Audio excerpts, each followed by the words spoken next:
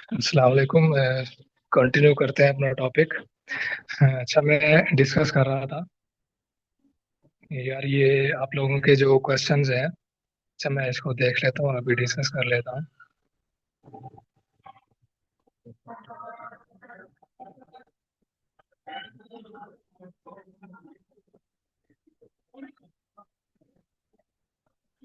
बिल्कुल बिल्कुल ऐसा ही है। साइनर्जिज्म या साइनर्जिस्टिक इफेक्ट जब हो रहा होगा, प्रोड्यूस होगा, तो वो यही होगा कि लेट्स सपोज अगर हम इसमें से कंसीडर करें किसी एक ड्रग को, एसिटामिनोफेन ड्रग को अगर हम कंसीडर करें प्रेसिपिटेंट ड्रग, और आइबुप्रोफेन जो है उसको हम कंसीडर करें ऑब्जेक्ट ड्रग। तो आइबुप्रोफेन का जो एनाल्जेसिक इफेक्ट है, पेन रिलीफ का इफेक्ट है, वो इंक्रीज हो जाएगा, उसकी एफिकेसी इंक्रीज हो रही है बिकॉज ऑफ एसिटामिनोफेन। तो इस केस में भी ऐसा ही हो रहा है कि इन दो के साइनर्जिस्टिक इफेक्ट की वजह से इफेक्ट जो है वो इंक्रीज हो रहा है, एनर्जेसिया या उस हो रही है। आप इसको वाइस वर्सा कर सकते हैं, अगर आइबुप्रोफेन के होते हुए आप एसिटामिनोफेन उसमें एडमिनिस्टर कर दें पेशेंट में, या फिर अगर एसिटामिनोफेन ऑलरेडी है पेशेंट में एडमिनिस्टर की हुई है आपने, और उसके बाद आइबुप्रोफेन आप उसमें वो कर दें, एडमिनिस्टर कर दें, तो ये वाइस वर्सा होता रहेगा। दो जो फर्स्ट ड्रग है हमारे पास वो होगी एज ऑब्जेक्ट ड्रग, जो सेकंड है इस स्पेसिफिक सिनेरियो में। ये हर केस में ऐसा नहीं होगा। ये एक एग्जांपल के तौर पर मैं आपको बता रहा हूँ जिसमें ऐसा होगा कि कोई ड्रग जो है वो प्रेसिडेंट ड्रग हो सकती है। जो बेसिक क्राइटेरिया है वो उसकी डेफिनेशन में है, और जो मैंने आपको बता दिया कि ऐसी ड्रग जो कि किसी दूसरी ड्रग के एफिकेसी को, उसके जो नॉर्मल एक थेराप्यूटिक इफेक्ट है उसको ऑल्टर करती है किसी भी वजह से। तो वो जो ड्रग है ऑल्टर करने वाली वो है प्रेसिपिडेंट ड्रग, और जो जिसका इफेक्ट ऑल्टर्ड हुआ है, चेंज हुआ है, let's suppose in case of अगर हम उसको स्पेसिफाई करें, एफिकेसी अगर उसकी डिस्कस कर रहे हैं, जस्ट लाइक इन आइबुप्रोफेन, उसकी अगर एफिकेसी इंक्रीज हो गई है बिकॉज ऑफ एसिटामिनोफेन, तो इसका एक जो एक्शन है, थेरेप्यूटिक इफेक्ट है, वो इंक्रीज हो गया ना, ऑल्टर हो गया, चेंज हो गया।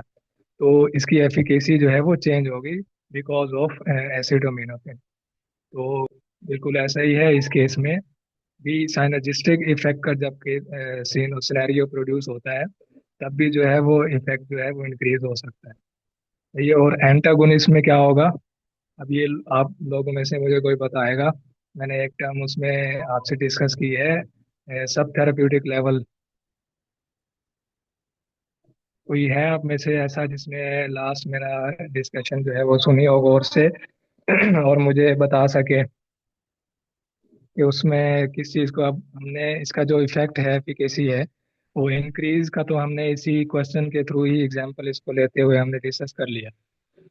और अगर उसका इफेक्ट, मैंने हिंट भी दे दिया है कि उसका इफेक्ट जो है वो डिक्रीज होगा इन केस ऑफ एंटागोनिज्म, तो उसकी एग्जांपल हमारे पास क्या हो सकती है? अब आप में से किसी ने बताना है, अभी अगर बता सकते हैं तो बता दें, नहीं तो लेक्चर के लास्ट में इंशाल्लाह हम डिस्कस कर लेंगे। अभी हम कंटिन्यू करते हैं अपने टॉपिक को।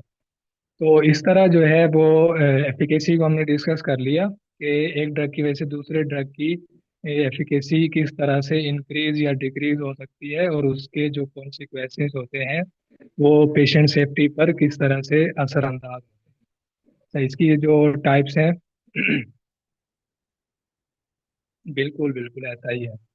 ये जो नैलोक्सोन और हमने मॉर्फिन को डिस्कस किया था, और इसको एग्जाम्पल के तौर पर एंटागोनिज्म की जो डेफिनेशन है उसमें, तो बिल्कुल ऐसा ही है।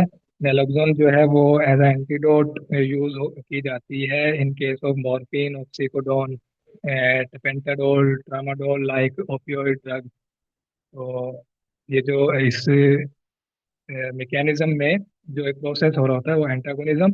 और जो हमारे पास नैलोक्सोन है वो है हमारी अपना प्रेसिपिटेंट ड्रग। ये है क्योंकि वो ऑल्टर कर रही है मॉर्फिन का जो इफेक्ट है उसको। ये तो मॉर्फिन का जो एफिकेसी है वो डिक्रीज हो गई बिकॉज ऑफ नैलोक्सोन। तो ये हमारे पास उसकी एफिकेसी के डिक्रीज होने के केस में आएगा।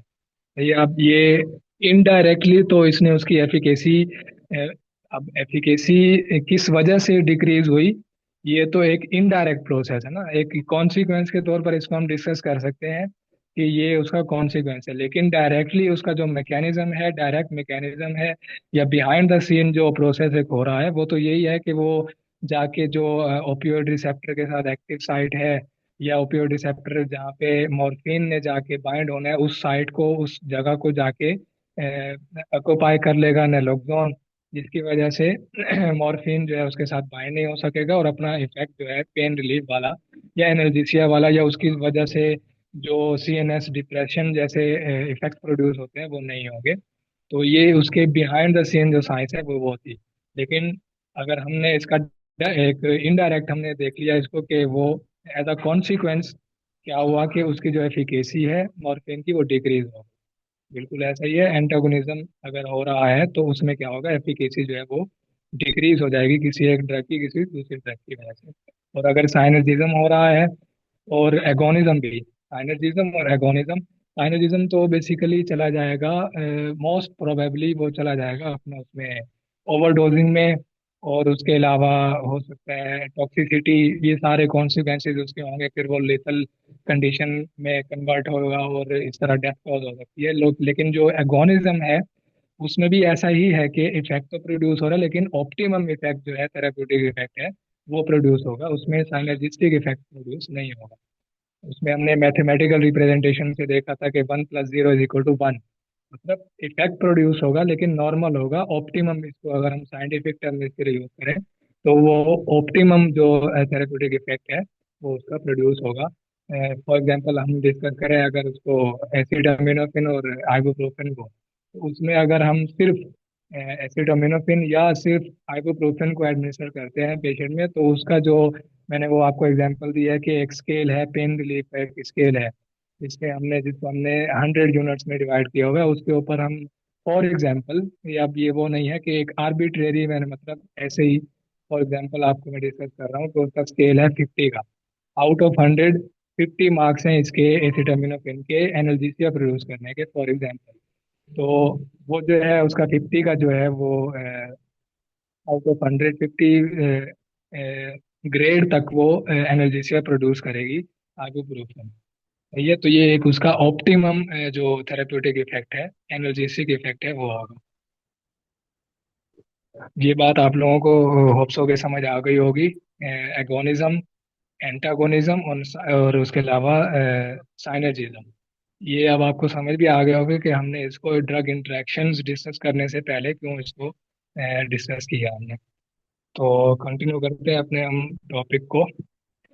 तो इस तरह जो है वो ओवरडोजिंग में, ओवर थेराप्यूटिक इफेक्ट में, और अंडर थेराप्यूटिक इफेक्ट में, या अंडर थेराप्यूटिक डोज या कंसंट्रेशन ऑफ ड्रग की सूरत में जो कॉन्सिक्वेंसेस प्रोड्यूस होते हैं, उससे पेशेंट की जो सेफ्टी है वो कम्प्रोमाइज हो जाती है।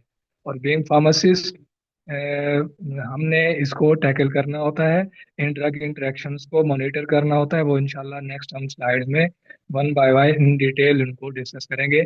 इसकी हम टाइप्स देख लेते हैं ड्रग इंटरेक्शंस की।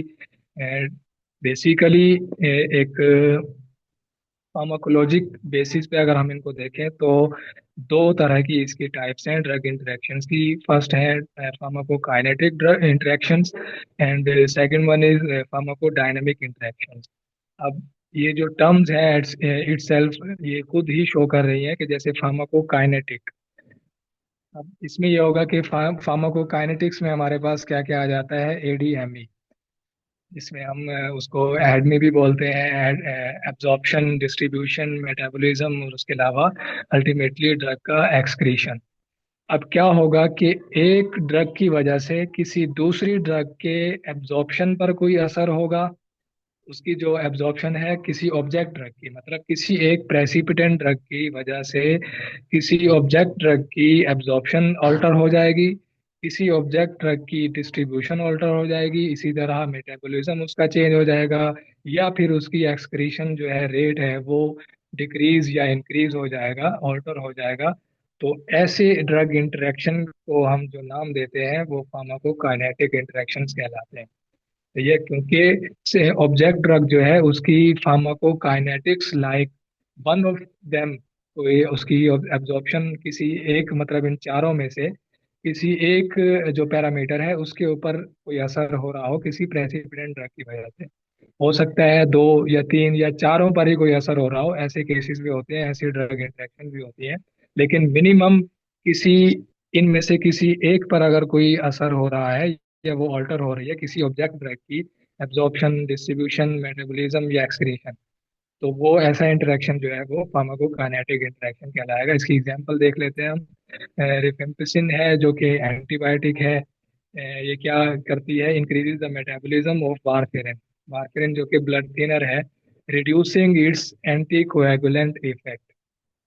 अब इसका जो, अब मेटाबॉलिज्म जो मैंने एक आपको कोर कॉन्सेप्ट इसका दिया था बिल्कुल स्टार्ट में, वो इसको हम दोबारा यहाँ पे यूटिलाइज करेंगे।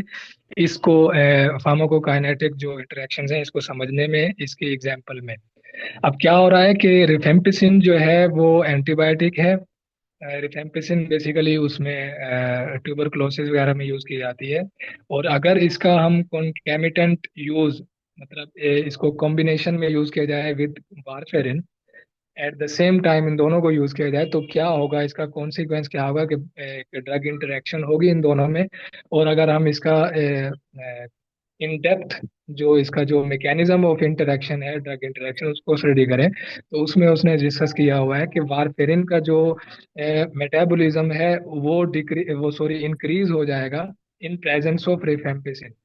ये जिसकी वजह से क्या होगा, अब ये मैंने आपको उसमें प्रीवियस स्लाइड में बताया था कि किसी ड्रग का अगर मेटाबॉलिज्म ऑप्टिमम, उस पे उसकी ऑप्टिमल कंडीशंस पे हो रहा है, जिसपे उसको उसके मेटाबॉलिज्म को ना ही इंड्यूस किया गया है ना ही इनहिबिट किया गया है, एक नॉर्मल ऑप्टिमम कंडीशंस में हो रहा है, तो वो तो उसका मेटाबॉलिज्म होता रहेगा। उसकी मेटाबॉलिज्म जो है वो डायरेक्टली रिलेटेड है विद एक्सक्रीशन ऑफ ड्रग। और मेटाबॉलिज्म अगर नॉर्मल हो रहा होता है ऑप्टिमल कंडीशंस पर, तो क्या होता है कि जिस स्पीड के साथ, जिस रेट के साथ ब्लड के अंदर, प्लाज्मा के अंदर जो हमारा ड्रग है वो एंटर हो रही होती है, उसी ही रेट के साथ जो है वो उसमें से एक्सक्रीट आउट या एलिमिनेट आउट भी हो रही होती है बॉडी में से। और जिसकी वजह से क्या होता है कि एक नॉर्मल प्रोसेस चल रहा होता है, नॉर्मल थेरेप्यूटिक जो इफेक्ट है, जैसे अगर हम वारफेरिन की बात करें इस केस में, तो उसका वो ऑप्टिमल कंडीशंस पे अगर मेटाबॉलिज्म हो रहा है, तो उसका जो थेरेप्यूटिक इफेक्ट है वो भी विद इन उसकी जो थेरेप्यूटिक विंडो है। क्योंकि अब इसके पीछे जो बिहाइंड द सीन जो एक पूरी साइंस है वो यही है कि उसका जो डोज है या उसकी जो कंसेंट्रेशन है वो विद इन थेरेप्यूटिक विंडो है। वो ना ही सब थेरेप्यूटिक लेवल तक गई है ना ही वो उसमें टॉक्सिक लेवल तक गई है, क्योंकि उसका मेटाबॉलिज्म उस पे हो रहा है, ऑप्टिमल कंडीशंस पे हो रहा है। और जिसकी वजह से उसकी एक्सक्रीशन जो है वो ऑप्टिमम हो रही है। और एज अ रिजल्ट ब्लड के अंदर या प्लाज्मा के अंदर, जो बॉडी के अंदर उसकी जो कंसेंट्रेशन है वो विद इन थेरेप्यूटिक विंडो या थेरेप्यूटिक रेंज जिसे हम बोल सकते हैं उसके अंदर है। और कोई उसका जो नेगेटिव कॉन्सिक्वेंसेज है वो नहीं प्रोड्यूस होंगे, ना ही उसकी सूरत में अंडर थेरेप्यूटिक इफेक्ट की सूरत में, ना ही टॉक्सिक लेवल की सूरत में। तो बेसिकली रिफेम्पिसिन ने जाके वारफेरिन का जो मेटाबॉलिज्म का जो रेट था उसको इंक्रीज कर दिया। अब मेटाबॉलिज्म डायरेक्ट रिलेशन में है एक्सक्रीशन के साथ, जितना ज्यादा मेटाबॉलिज्म किसी ड्रग का होगा उतनी ज्यादा उसकी एक्सक्रीशन होगी बॉडी में से। और जिसकी वजह से क्या होगा कि वो सब थेराप्यूटिक जो उसकी कंसंट्रेशन है उसमें चली जाएगी। अब सब थेराप्यूटिक कंसंट्रेशन में अगर चली गई, इतनी उसकी जो एक थ्रेश होल्ड जो जिसको हम कंसंट्रेशन बोल सकते हैं, थ्रेशोल्ड मीन्स जो उसकी जो ऑप्टिमम कंसंट्रेशन है जो रिक्वायर्ड थी ऑप्टिमम जो एक थेरेप्यूटिक इफेक्ट है उसको प्रोड्यूस करने के लिए। फॉर एग्जांपल किसी ड्रग की अगर 50 mg जो कंसंट्रेशन है बॉडी में वो चाहिए होती है, अगर किसी वजह से उसकी जो कंसंट्रेशन है वो 50 से कम हो गई, डिक्रीज हो गई, सब थेराप्यूटिक में कंसंट्रेशन में चली गई, वो फॉर एग्जांपल 49 mg में आ गई अगर वो, ये तो वो क्या होगा कि उसका जो एक एक्चुअल जो थेरेप्यूटिक इफेक्ट है, ऑप्टिमम थेरेप्यूटिक इफेक्ट जो है वो अपना प्रोड्यूस नहीं कर सकेगी, करेगी लेकिन कम करेगी। डिक्रीज्ड थेरेप्यूटिक इफेक्ट जो है वो प्रोड्यूस होगा इन केस ऑफ सब therapeutic concentration levels of that specific drug in the blood plasma और बॉडी। तो ये इसी तरह अगर 50 mg से किसी वजह से उसकी जो है वो डोज इंक्रीज हो गई है, कंसंट्रेशन ब्लड में इंक्रीज हो गई है, 51 तक चली गई है, इससे भी ज़्यादा जा सकती है, इसी तरह सब थेराप्यूटिक में बहुत कम भी जा सकती है। वो फिर डिपेंड करता है कि किस तरह के उसके थेराप्यूटिक इफेक्ट जो है वो या उसके कॉन्सिक्वेंस जो है वो उस पेशेंट पे होंगे। ये अगर फॉर एग्जांपल 51 पे चली गई है वो उसकी कंसंट्रेशन, तो क्या होगा, वो एक टॉक्सिक लेवल की तरफ जाएगी, वो ओवरडोजिंग की तरफ जाएगी उसकी कंसंट्रेशन, जिसकी वजह से क्या होगा कि अल्टीमेटली लेथल कंडीशंस या डेथ जो है वो कॉज हो जाएगी उस पेशेंट की। सही है।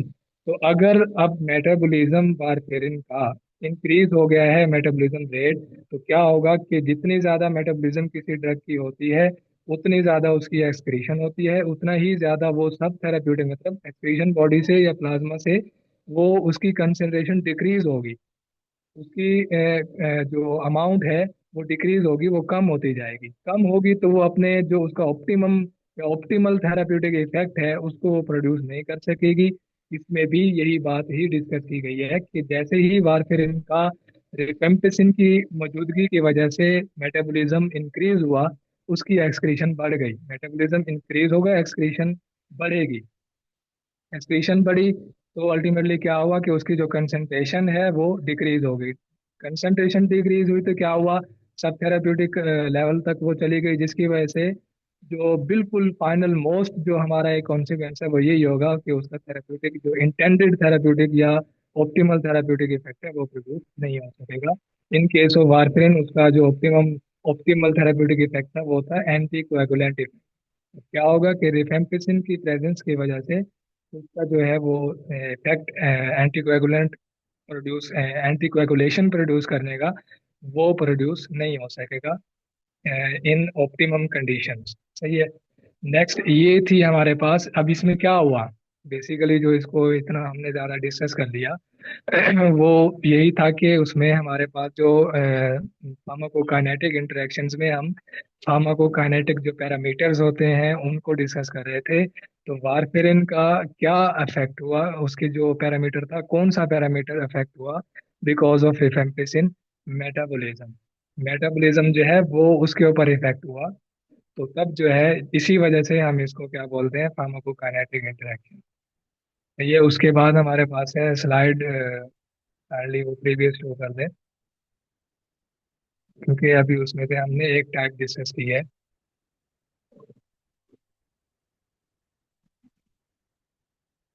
हाँ बिल्कुल इसी पे ही।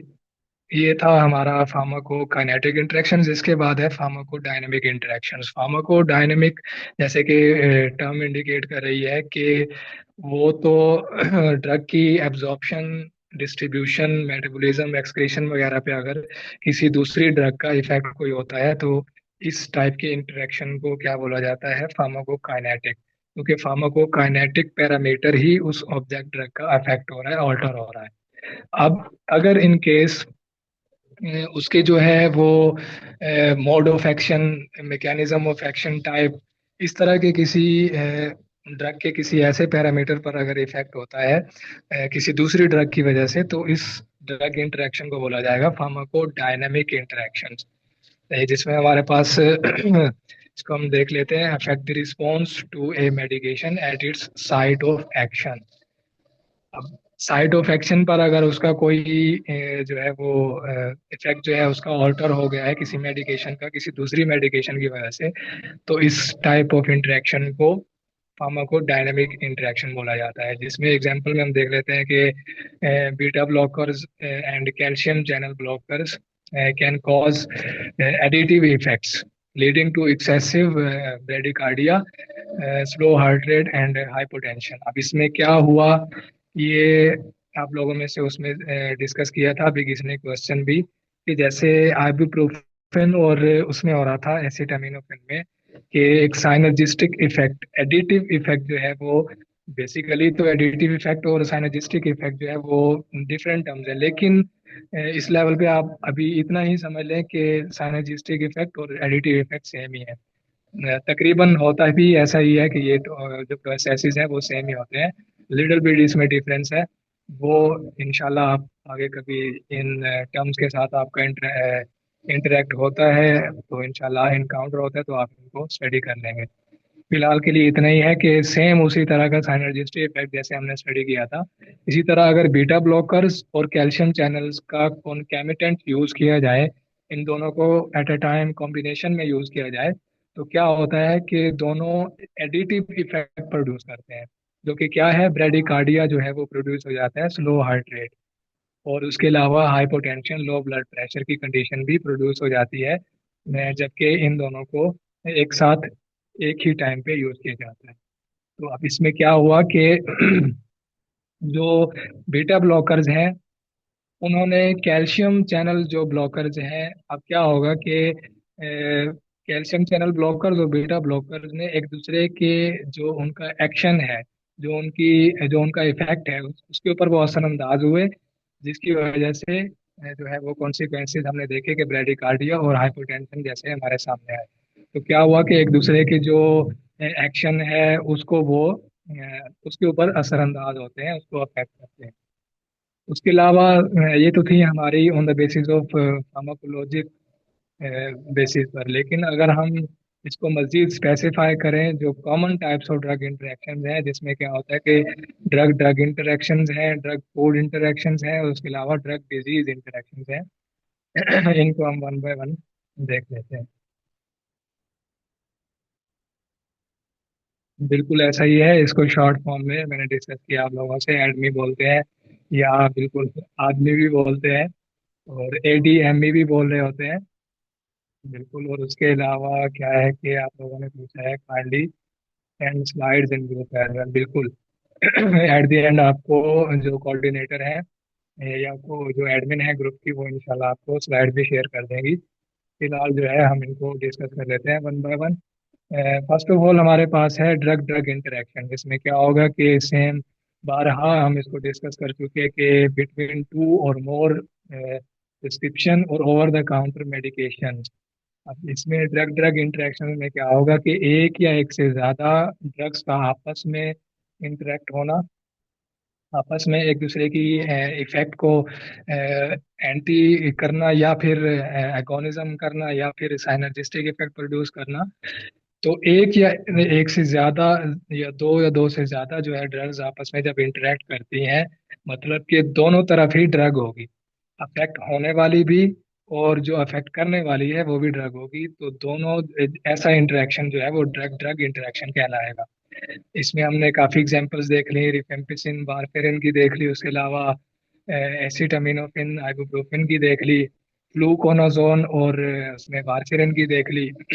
तो ये सब क्या है, ड्रग ड्रग इंटरेक्शंस में आते हैं हमारे पास। क्या हो रहा था कि जो एक ड्रग है वो दूसरे ड्रग के इफेक्ट को किसी भी तरह से आया कि वो उसके इफेक्ट को इंक्रीज करके या उसके इफेक्ट को डिक्रीज करके, फिर हम अगर इन डेप्थ देखें तो उसके मेटाबॉलिज्म को इंक्रीज या डिक्रीज करके, तो ये पूरी साइंस हम इसमें डिस्कस कर चुके हैं। तो बेसिकली क्या है कि ड्रग ड्रग इंटरेक्शंस में क्या होता है कि दोनों तरफ ही ड्रग होगी, अफेक्ट होने वाली भी और अफेक्ट करने वाली भी। Aspirin and warfarin can increase the risk of bleeding when taken together. ये at the end of lecture इंशाल्लाह मैं इनमें से इन स्लाइड्स में से जो जितने पार्टिसिपेंट्स हैं, मैं किसी से भी इंशाल्लाह रैंडमली पूछ लूंगा कि ये जो एग्जांपल है, फॉर एग्जांपल जैसे ये हमारे पास एस्पिरिन एंड वारफेरिन है, can increase the risk of bleeding when taken together. इसके जो बिहाइंड द सीन जो मैकेनिज्म है इस इंटरेक्शन का, जो मोड है, वो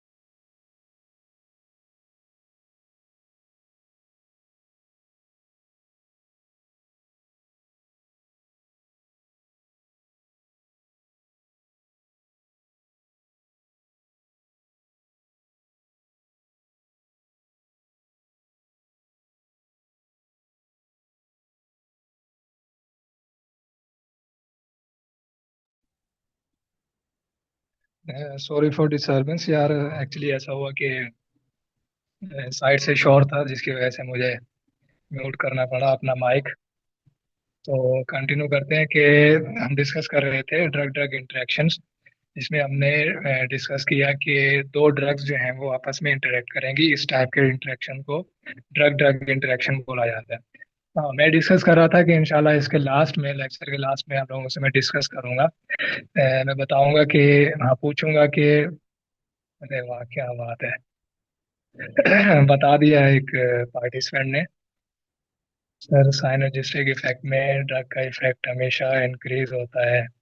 बिल्कुल हमेशा इंक्रीज ही होता है। मैथमेटिकल जो रिप्रेजेंटेशन है वो उसकी जो उसका बेसिक मोस्ट जो कोर कॉन्सेप्ट है उसी को इंडिकेट कर रहा है कि 1+1 = 3।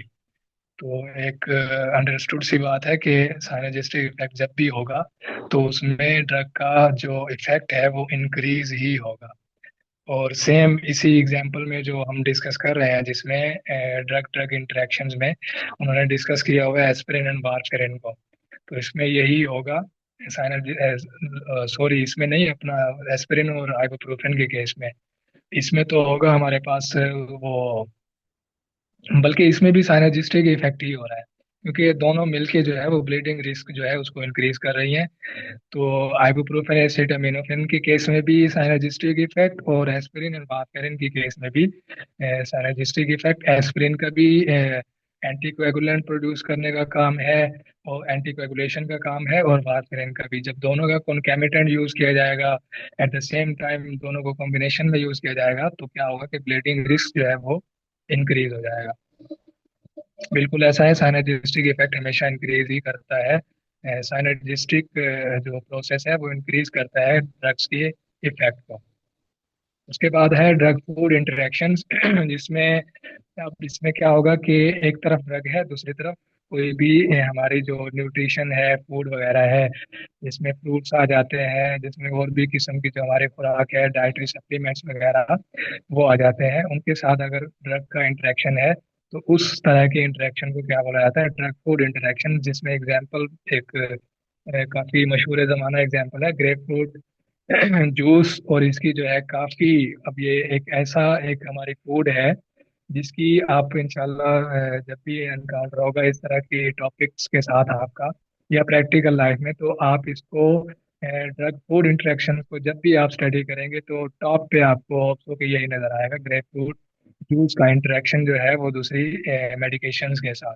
तो इसका जो यहाँ पे मैंने डिस्कस किया है वो है स्टेटिन्स के साथ। जैसे एटोर्वास्टेटिन है, रोसुवास्टेटिन है, जो कोलेस्ट्रॉल लोअरिंग मेडिकेशंस हैं, उनके साथ इसका इंटरेक्शन है। अगर उसके साथ इसको यूटिलाइज किया जाएगा उन मेडिकेशंस के साथ, तो क्या होगा as a consequence? Increasing their levels in the blood and risk of side effects. अब क्या होगा? अगर इनका लेवल इंक्रीज हो रहा है तो होप्स हो, मैं आप लोगों से ये तवक्को करता हूँ कि इसका, इन्होंने तो एक सिंपल सी लाइन लिख दी है कि इनका लेवल इंक्रीज हो जाएगा। अब behind the scene mechanism, basically जो इन डेप्थ अगर हम इसको कंसीडर करें तो जो मैकेनिज्म हो रहा है वो कोई आप में से बता सकते हैं कि क्या होगा? एग्जैक्ट नहीं बताएं, एक अपने कॉन्सेप्ट के उसकी बेस पे बता दें कि क्या हो सकता है जिसकी वजह से स्टेटिन्स का जो है, मतलब ग्रेप फ्रूट जूस ने ऐसा क्या किया कि जिसकी वजह से स्टेटिन्स का जो है वो लेवल है ब्लड में इंक्रीज हो गया। ब्लड में स्टेटिन्स का लेवल इंक्रीज हो गया। यस बिल्कुल एग्जैक्टली, ये एक है हमारे पार्टिसिपेंट सोबिया, उन्होंने बताया कि मेटाबॉलिज्म डिक्रीज कर देगा ग्रेप फ्रूट जूस। सही है। जिसकी वजह से क्या होगा कि उसकी एक्सक्रीशन नहीं हो सकेगी। सही है। मतलब मेटाबॉलिज्म डिक्रीज होगा।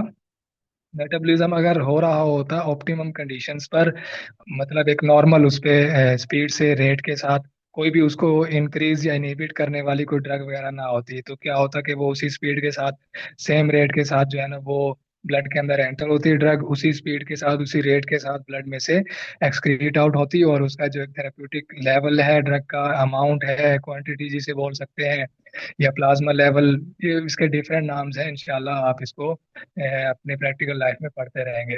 आपका इनकाउंटर इनके साथ होता रहेगा।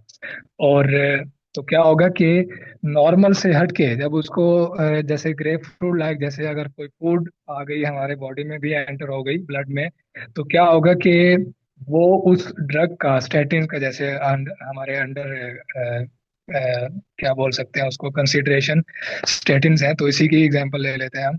तो स्टेटिन्स अगर हमारे उसमें ब्लड में है, उनकी कुछ कंसंट्रेशन है, तो अगर हमने ग्रेप फ्रूट यूटिलाइज कर लिया, ग्रेप फ्रूट जूस पी लिया, तो उसकी वजह से क्या होगा कि वो उसका जो मेटाबॉलिज्म है उसको डिक्रीज कर देंगी, कर देगा वो जूस। जिसकी वजह से क्या होगा कि उसकी ब्लड में, प्लाज्मा के अंदर लेवल्स इंक्रीज हो जाएंगे। उसके बिहाइंड द सीन जो मैकेनिज्म है वो यही है कि मेटाबॉलिज्म डिक्रीज होने की वजह से उसका जो एक्सक्रीशन है वो डिक्रीज हो गया।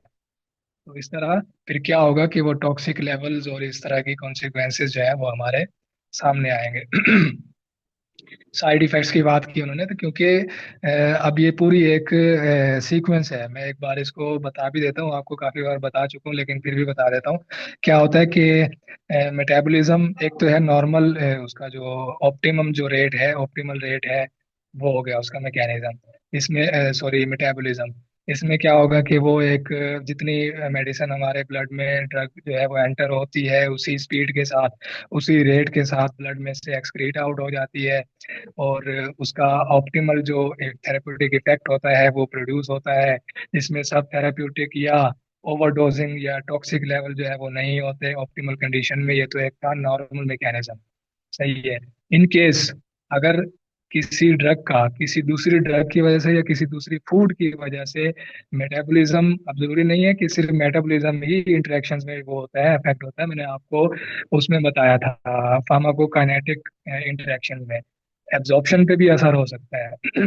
ये तो लेट्स सपोज हमने एग्जांपल ली कि मतलब एक कॉन्सेप्ट हमने यूटिलाइज किया कि ग्रेप फ्रूट जूस जो है वो उसका मेटाबॉलिज्म, उसको हमने डिस्कस कर लिया था। हो सकता है आप, ये आप लोगों का असाइनमेंट है, आप इसको स्टडी करेंगे कि ग्रेप फ्रूट जूस जो है वो एग्जैक्टली क्या कर रहा है, मोस्ट स्पेसिफिकली वो क्या कर रहा है कि वो उसकी स्टेटिन्स की एब्जॉर्प्शन को डिक्रीज करता है या इंक्रीज करता है, या उसके जो अपना मेटाबॉलिज्म है उसके ऊपर असरअंदाज होता है, इसी तरह डिस्ट्रीब्यूशन या फिर एक्सक्रीशन, सही है। तो इन चारों में से किसी पर भी वो अपना इफेक्ट प्रोड्यूस करके या उसकी एफिकेसी को या इफेक्ट को ऑल्टर कर सकता है, सही है। तो इस तरह जो है वो ग्रेप फ्रूट जूस जो है वो स्टेटिन्स का, फॉर एग्जांपल उनके जो मेटाबॉलिज्म है उसको डिक्रीज करके उनका लेवल इंक्रीज कर देगा बॉडी में। हाँ, मैं डिस्कस कर रहा था कि एक नॉर्मल, मैंने प्रोसेस आपको पूरा सीक्वेंस बताया, और इन केस अगर किसी दूसरी प्रेसिपिटेंट ड्रग की वजह से किसी ऑब्जेक्ट ड्रग की के मेटाबॉलिज्म के ऊपर असर होता है, डिक्रीज या इंक्रीज हो जाता है, तो उसी तरह उसके जो है वो मेटाबॉलिज्म का जो रेट है वो इंक्रीज या डिक्रीज होगा रिस्पेक्टिवली। और इसी तरह उसका जो अपना एक्सक्रीशन है उस ड्रग का, ऑब्जेक्ट ड्रग का एक्सक्रीशन रेट, वो इंक्रीज या डिक्रीज होगा रिस्पेक्टिवली। और इसी तरह कोई और पैरामीटर, उसके फार्माकोकाइनेटिक पैरामीटर्स में से कोई और पैरामीटर भी किसी दूसरी ड्रग या फूड की वजह से अफेक्ट हो सकता है, असरअंदाज हो सकता है, चेंज हो सकता है। और इसके अलावा जो नेक्स्ट हमारे पास आता है टाइप ऑफ इंटरेक्शन, उसमें है अपना ड्रग डिजीज इंटरेक्शंस। इसमें अब क्या होगा कि प्री एग्जिस्टिंग जो डिजीज है किसी पेशेंट में, उसके लिए जो है वो मेडिकेशंस वगैरह वो यूज कर रहा है, जैसे किसी को डायबिटीज है अगर, उसके लिए वो मेडिकेशंस वगैरह यूज यूज कर रहा है ऑलरेडी। और डायबिटीज के कुछ अरसे के बाद, कुछ टाइम के बाद जो है वो उसको कोई और बीमारी लायक हो जाती है, किसी और डिजीज का उसको सामना करना पड़ता है, और उस दूसरी जो सेकंड नंबर पर जो उसको उसका इनकाउंटर होगा जिस डिजीज के साथ, उस डिजीज के लिए जब वो मेडिकेशन वगैरह यूज करेगा, तो सेकंड डिजीज और फर्स्ट डिजीज के लिए जो की ट्रीटमेंट के लिए जो मेडिकेशन यूज की जा रही है उनको, अब साफ जाहिर है वो पेशेंट तो दोनों को ही यूज करेगा, क्योंकि एट द सेम टाइम उसको डायबिटीज भी है और उसको कोई दूसरी डिजीज भी अभी उसका एनकाउंटर हुआ है उसके साथ, तो दोनों की जो at the same time medication use करेगा, तो उसमें ज्यादातर चांसेस ये होता है कि मेडिकेशन जो है वो अपना ड्रग इंटरेक्शंस के जो है वो काफी चांसेस होते हैं। तो इस तरह की जो इंटरेक्शंस बोलते हैं उसको हम बोलते हैं ड्रग डिजीज इंटरेक्शन। या फिर ऐसा होता है कि किसी एक डिजीज की वजह से जो कि ऑलरेडी पेशेंट में है, उसकी वजह से क्या है कि ऑलरेडी फॉर एग्जांपल कोई ऑर्गन जो है हमारा, जो मेजर ऑर्गन्स हैं, जैसे हमारा स्टमक है, हमारा हार्ट है, लंग्स वगैरह है, किडनी है, इनके ऊपर कोई ऑलरेडी कोई एक डिजीज जो है उसने काफी इफेक्ट किया हुआ है, वो उनके फेलियर की वजह बनी हुई है वो डिजीज। जैसे कि हमारे कोई किडनी फेल हो जाता है किसी डिजीज की वजह से, या लीवर जो है वो डिसफंक्शनिंग हो जाती है। तो उस केस में अब क्या होगा कि अगर हम कोई ऐसी मेडिसिन, ड्रग्स वगैरह यूटिलाइज करते हैं, यूटिलाइज करवाते हैं पेशेंट को, कि जिनमें जिनका जो मेटाबॉलिज्म है या कोई मतलब उनकी एक्सक्रीशन वगैरह है इन्हीं ऑर्गन्स के ही थ्रू होनी है, जो कि ऑलरेडी फेल हो चुके हैं, उनकी फंक्शनिंग जो है वो उसमें मेल फंक्शनिंग हो गई है, वो अब एबनॉर्मल फंक्शनिंग कर रहे हैं, नॉर्मल फंक्शनिंग नहीं कर रहे। तो क्या होगा कि अब वो फॉर एग्जांपल अगर लीवर जो है, लीवर में मोस्टली ड्रग्स का जो है वो मेटाबॉलिज्म हो रहा होता है, तो ऐसी ड्रग जिसका लीवर में मेटाबॉलिज्म होना है उसको हमने एडमिनिस्टर कर दिया उस पेशेंट में, लेकिन क्या था कि ऑलरेडी उसका जो लीवर जो है वो डिसफंक्शनिंग की तरफ गया हुआ था, डैमेज हो चुका था। अब इस केस में उस ड्रग का जो हमने सेकंड नंबर पर दी डिजीज की मौजूदगी में, अब क्या होगा कि उस ड्रग का जो मेटाबॉलिज्म है, क्योंकि